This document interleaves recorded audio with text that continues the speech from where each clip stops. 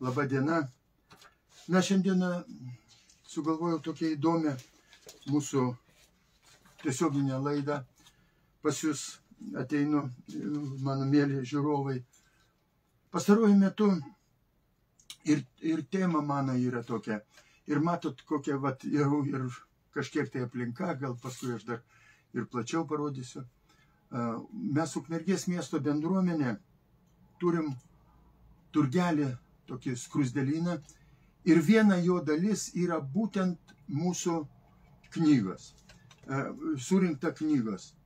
Žmonės atneša knygas, palieka jas, dalinam ir veltui, kažkiek tai tam, kad įsilaikyt nuomą ten simbolinę mokestį. Ir kai mane mokė mano tikrai geras prietėlis, Vytautas Petkevičius, Durnių laiva autorius. Nebandykit knygų į konteinerį mest, o to labiau, mes čia vienoje vietoje buvom, net buvo ten bandę tada jau prieš daug metų deginti. Na tai mano Vytautas kaip užkėlė triukšmą, tai ką, Hitlerio laikai atėjo vėl pradėt knygas deginti. Todėl jau toks ir mano prašymas, ir mūsų bendruomenės prašymas, būkit geri, nemeskit knygų, nedeginkit jų knygų, atneškit čia pas mus į skrusdelyną, mes čia jų dabar turim daug, bet jų neišmetam. Vis tiek per laiką jas kažkur tai jos paklius pas žmonės, ar vienas, ar kitas mėgsta kažkokie tai vienokie rašytojai, kitokie, ar tai kūrinį kažkurį tai. Ir jie tikrai čia žmonės ateina, lankosi ir labai miela, kad iš tikrųjų gausėja tokių žmonių pas mus, kurie ateina parinkti. Tuo labiau, kaip aš savotiškai jau taip ir visus gazdinu, atsiminkit, kad daugelio šitų knygų, kur čia pas mus yra, jų turim apie 20 000, jų tiražų jau tikrai naujų nebebus išleista. Čia, sakykime, paskutiniai mūsų mohikanai, kurie dar liko tos knygos. Aišku, vietos jom per maža, galėtų būti ir plačiau išdėstyta. Na, bet tam čia ir ateina žmonės, renkasi, išsirenka savo mielą rašytoją, mielą autorių, ar tai knygą. Ir ypatingai pastaruoju metu mane, kodėl aš šiandieną sėdžiu prieš jūs ir kalbinu jūs, kad mane labai pastaruoju metu sujaudina ir ypač dabar tas puolimas prieš Justiną Marcinkevičių. Gerai, kad mes visi, ir aš pats, ką tik tai turėjau praeitą sekmadienį Giedrė Gorienė, kažtam komentarė, kalbėjom apie Justiną Marcinkevičių, mano, aš kadangi esu Santarvės fondo steigėjas, pirmąjį mūsų Santarvės fondo laureatą, apdovanotą Santarvės premiją. Bet mane labiausiai jaudina dar ir tai, bet o kiek mes dar kitų rašytojų, aš pasikeliu, Petras Cvirka, kad ir Mieželaitis, Saja pas mane, Putinas, Eduardas Mieželaitis. Ir aš čia tik tai begalė mūsų rašytojų, jie tikrai yra užmiršti. Mes dabar pasinešėm labai jau daug, tą mintim, kad Justinui Marcinkevičiui reikia tenai paminklą, tą akmeninį, sakykime, taip jau pastatyti. Taip, bet aš tada dar vieną klausimą keliu. Niekas negali apkaltinti, kad nestatyti, kad mano nuomonė nestatyti paminklo Justinui Marcinkevičiui. Bet, suprantat, autorius, kuris įkūnis, sakykime, į skulptūrą, į akmenį, Justiną Marcinkevičių be galo gerai turi pažinoti Justiną Marcinkevičių. Kaip jį atvaizduoti? Grinai toks, dar mažą iš akmens iškalti. Ten turės būti Justinas Marcinkevičius. Ta nuostabi dvasia, kurią aš aš pats, kadangi, nu kaip pasakyti, pas mane, kai buvom, šitą, apkabinau jį ir jisai susijaudinęs žmogus, apsiverkė Justinas Marcinkevičius. Aš to gyvenime niekada neužmiršiu, tokių žmonių. Bet man gaila, suprantat, kad ar tas žmogus, skulptorius, jisai įsijaus į tą mūsų, Justiną Marcinkevičių. Bet mes šiandieną, paėmėm, nugriovėm ten Petro Cvirkos paminklą, dar vyrai mėly. Kaip man kardinolas Sladkevičius, mano irgi santarvės laureatas, kaip pasakė Juliau, neteisk ir nebūsi teisiamas. Mes kažkaip taip pasiėmėm dabar nuteisti vieną ar kitą mūsų rašytoją, menininką, todėl, kad jisai buvo anam laike. Įdomu, kaip jūs būtumėte, galų gale pasaulio virsmas buvo didžiulis. Tai man įdomu, šitie drąsuoliai, kurie dabar dergia ant mūsų šitokių šviesuolių, įdomu, kaip jie pasielgtų tuo momentu. Labai abejoju. Todėl aš šiandieną ir paimu, kad ir kelias knygas atskirai. Mes kaltinam dabar, šiandieną pradėkim nuo Justino Marcinkevičiaus, kadangi jau pradėta.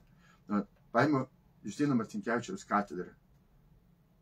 Te bus šviesa, taip rodas Dievas tarė ir taip atskyrė dieną nuo nakties. Ir man, žibintininkui, darbo davė. Kaip tėvas pasirūpino manim, o šis žmogus, ar tu sulauktum šito? Jis taip sujauktų dieną su naktim ir žemę su dangum, taip sumaišytų, kad viešpats Dievas per 6 dienas nė velnio neišsinarpliotų, žinau, žmogau. Tokiais žodžiais aš ir noriu pradėti sakyti. Ir kokią mintį aš turiu. Šiandieną paimu, bet ką, Donatas Banionis, prašau, mes taigi užmiršom, Antanas Smetona, daugybė, ką tik tai žiūrėjau, kad ir Julius Janonis, mano dabar irgi, ar galit jūs įsivaizduoti, pavyzdžiui, Petras Cvirka, kiek vaikam yra parašęs puikiausių knygų. Ir jo ar tai žemė maitintoja, ar tai daugybė jų veikalų, ir jie savotiškai yra užmiršti. Negalim. Tai mūsų kultūra, tai mūsų ateitis, nes jie yra nuostabius veikalus yra parašę ir būkim malonus, būkim geri, nepradėkim tik tai savo linčą teismą. Bet ką aš norėčiau pasiūlyti? Šiandieną gerai, aš druskininkai, širvintai, šaunuoliai, tiek merai Malinauskas ir Živilė Pinskuvienė, šaunuoliai, kad įamžinam Justiną Marcinkevičių. Bet aš norėčiau galbūt šiandieną Justiną Marcinkevičių, bet kiek, kaip minėjau, o čia ar Kubiliūnas, Treinys, pas mane, Vincas Mykolaitis Putinas, Baltušisgi parduotas vasaros ir daugybė. Ir aš norėčiau, kad jų atmintį pasitelkim ir tokias laidas, aš tada galėčiau tikrai padedu jum bet kuriuo paros metu, jūs pasiruošėt kuris nors ir kaip atmintį tokią, apibendrinimą jo, ar tai, kaip minėjau, Justinas Marcinkevičius, ten Petras Cvirka, į daugybę, Justinas Marcinkevičius, gerai, Granauskas, Sluckus, daugybę mūsų įvairių rašytojų, ir jūs vienas, paimam jo, kažkuris tai vienas iš mūsų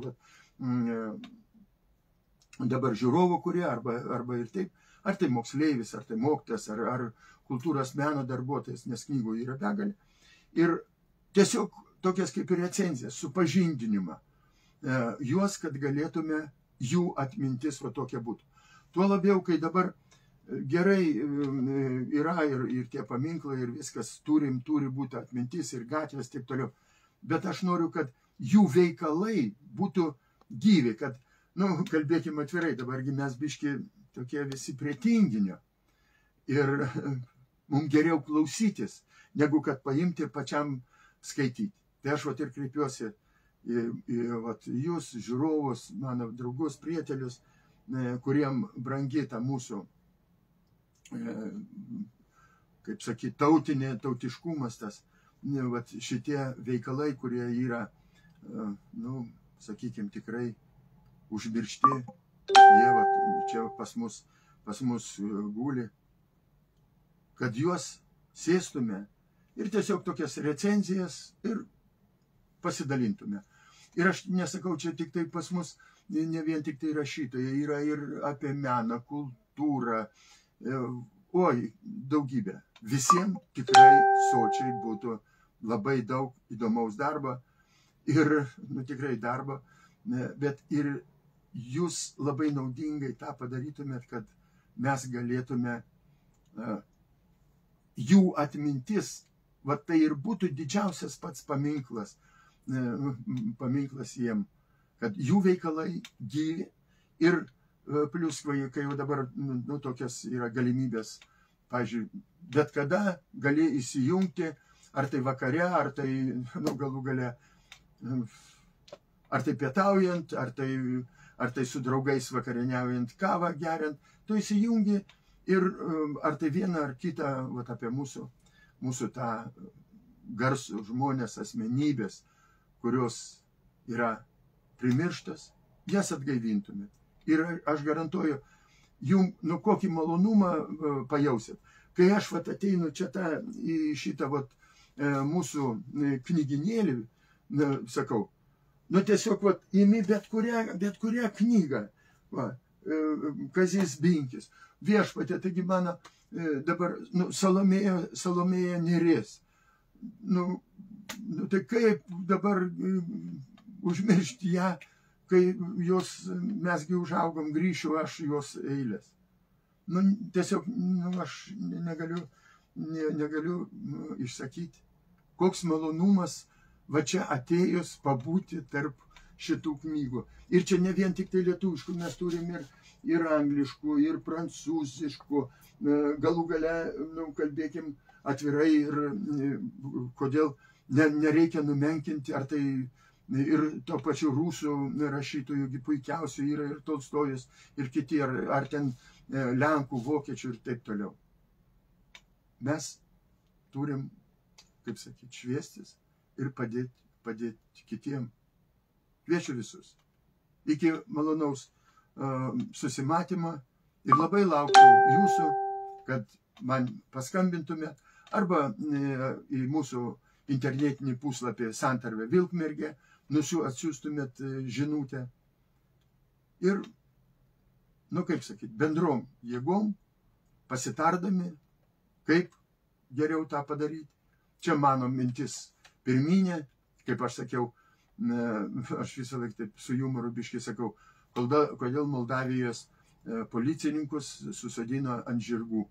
Todėl, kad viena galva gerai, o dvi daug. O kai mūsų galvų yra šimtai puikiausia, mes tikrai galim labai, labai daug padaryti. Ir padaryti vardan atminties ir vardan santarvės. Iki pasimatymo. Laukiu jūsų žinių.